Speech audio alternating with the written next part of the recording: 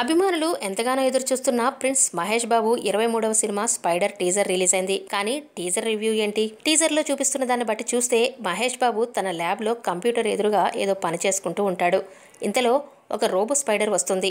అది మహేష్ ప్యాంట్ మీద పాకుతూ పైకి చేరుకుంటుంది. వీపు మీదగా షర్టు పైకి చేరి భుజం దగ్గర సౌండ్ చేస్తుంది. మహేష్ హ్యాండ్సమ్ ఫేస్ తో దాని వైపు తిరిగి హుష్ అని సిగ్నల్ ఇస్తాడు. ఇక టెక్నికల్ గా టీజర్ టాప్ అనే చెప్పాలి. బ్యాక్గ్రౌండ్ కూడా కాస్త వింతగా కొత్తగా ఉంది. కొందరి మాటల్లో చెప్పాలంటే మ్యూజిక్ డైరెక్టర్ హరీష్ జయరాజ్ చాలా వీక్ ఆర్ఆర్ ఇచ్చాడు. పేరులో కనిపిస్తున్న స్పై కంటెంట్ టీజర్ లోనూ ఎలివేట్ అయింది. మొత్తంలో కనాకష్టంగా మహేష్ బాబు కేవలం 5 సెకండ్లు మాత్రమే కనిపించాడు. మొత్తంగా ఒక సాలెపురుగును అదే స్పైడర్ చూపించడానికి మురుగదాస్ టీజర్ రిలీజ్ చేశాడా అనే డౌట్ వస్తుంది. అందుకే మహేష్ సత్తాను కనీసం ట్రైలర్ లో అయినా చూపిస్తారా అని అభిమానులు ఆత్రంగా మళ్లీ వెయిట్ మోడ్ లోకి వెళ్లిపోయారు.